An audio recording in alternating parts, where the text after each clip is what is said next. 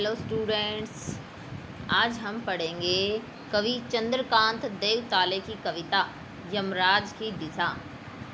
यमराज की दिशा दक्षिण दिशा को कहा गया है और इसमें कवि ने बताया है कि दक्षिण दिशा को अपशगुन माना जाता है और उसे अच्छा नहीं माना जाता, उसे विकास में बाधक माना जाता है। इसलिए कोई भी काम करते समय दक्षिण दिशा की तरफ मुख नहीं किया जाता। इस कविता में कवि ने दक्षिण दिशा के माध्यम से ये बताया है कि दक्षिण दिशा विकास में जो बाधा डालने वाले तत्व हैं और जीवन को जो नष्ट करने वाले तत्व हैं उसका परिचायक है। और वर्तमान समय में ऐसी दक्षिण दिशा हर दिशा हो गई है, यानी कि ऐसे लोग, ऐसे तत्व हमारी ज़िंदगी में चारों तरफ मिल जाते हैं जो हमें आगे बढ़ने में मुश्किलें डालते रहते हैं। तो यहाँ पर कवि ने यमराज की दिशा दक्षिण दिशा के बारे में बताया है।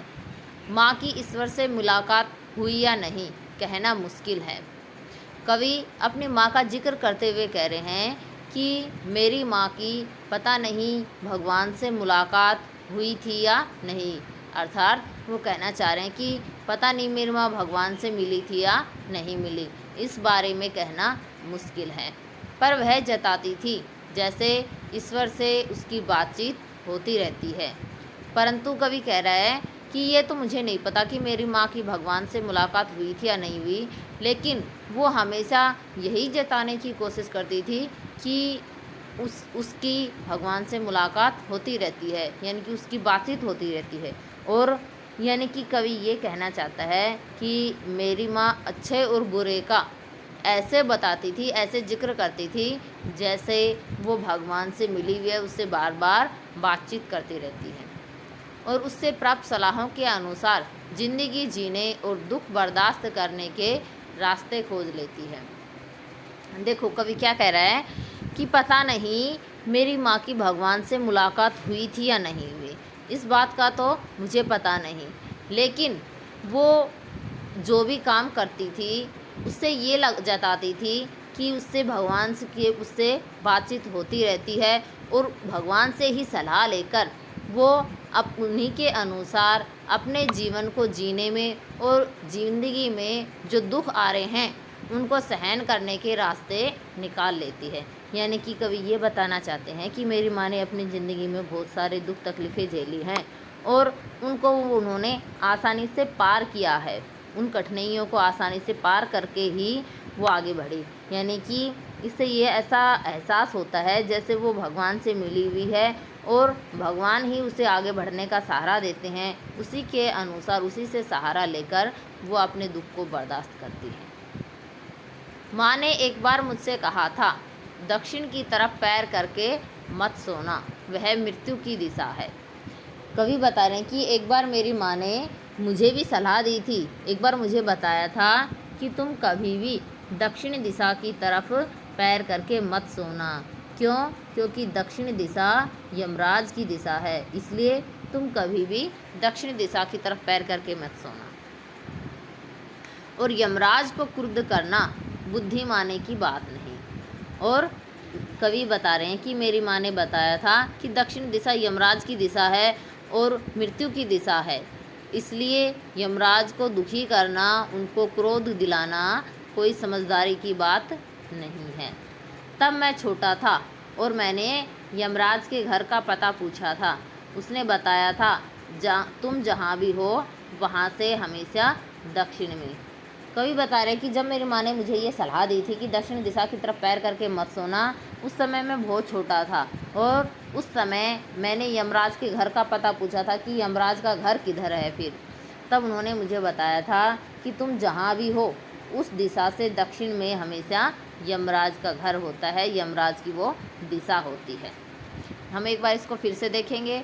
माँ की ईश्वर से मुलाकात हुई या नहीं कहना मुश्किल है, पर वह जताती थी जैसे ईश्वर से उसकी बातचीत होती रहती है और उससे प्राप्त सलाहों के अनुसार ज़िंदगी जीने और दुख बर्दाश्त करने के रास्ते खोज लेती है।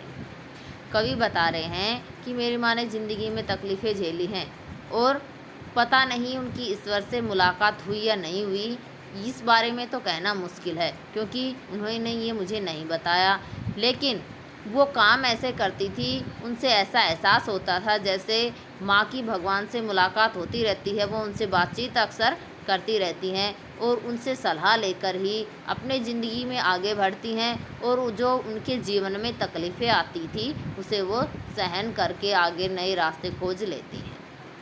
माँ ने एक बार मुझसे कहा था, दक्षिण की तरफ पैर करके मत सोना, वह मृत्यु की दिशा है, और यमराज को क्रुद्ध करना बुद्धिमानी की बात नहीं। अब कवि बता रहे हैं कि मेरी माँ ने एक बार मुझे सलाह दी थी कि तुम कभी भी दक्षिण दिशा की तरफ पैर करके मत सोना। देखो, यहाँ मैंने बताया था आपको कि दक्षिण जो दिशा है वो विकास में बाधा डालने वाले तत्वों की ओर भी संकेत करती है, इसलिए साथ में दक्षिण दिशा की तरफ पैर करके मत सोना से कवि ये भी बता रहे हैं कि मेरी माँ ने मुझे समझाया था कि ऐसे तत्व जो जीवन में बाधा डालते हैं, ऐसे लोग जो ज़िंदगी को, दूसरों की ज़िंदगी को हमेशा नष्ट करने पर तुले रहते हैं, ऐसे लोगों से दूर ही रहना। वह मृत्यु की दिशा है और यमराज को क्रुद्ध करना बुद्धिमानी की बात नहीं। उसकी माँ ने बताया था कि जो दक्षिणी दिशा है वो यमराज की दिशा है, और यमराज को गुस्सा दिलाना कोई समझदारी की बात नहीं है। देखो, इसमें दूसरा अर्थ ये भी हो गया कि उसकी माँ ने उसे बताया था कि जीवन में जो नाशक तत्व हैं, अगर उनकी तरफ हम बढ़ेंगे तो हमारे जीवन में कुछ ना कुछ परेशानी ही लाएंगे, इसलिए उनसे दूर रहना ही अच्छा है। तब मैं छोटा था और मैंने यमराज के घर का पता पूछा था। उसने बताया था कि तुम जहाँ भी हो वहाँ से हमेशा दक्षिण में। कवि कह रहे कि जब मेरी माँ ने मुझे ये सलाह दी थी कि इन चीज़ों से बचकर रहना है, दक्षिण दिशा की तरफ पैर करके नहीं सोना, अर्थात जीवन में जो लोग दूसरों को तकलीफ़ें ही देते हैं उनसे दूर रहना, उस समय मैं बहुत छोटा था और मैंने यमराज के घर का पता पूछा था कि यमराज का घर कौन सा है, अर्थात ऐसे लोग कौन हैं जो दूसरों को परेशान करते रहते हैं, जो जीवन में बाधा ही डालते हैं। तब उसने बताया था कि जहाँ भी तुम हो वहाँ से हमेशा दक्षिण में ही यमराज की दिशा है। इसका जो नेक्स्ट पार्ट है ये हम अगली वीडियो में पढ़ेंगे। इस वीडियो में बस हम यहीं तक पढ़ेंगे। आपको इसका हिंदी अनुवाद अपनी नोटबुक में लिखना है।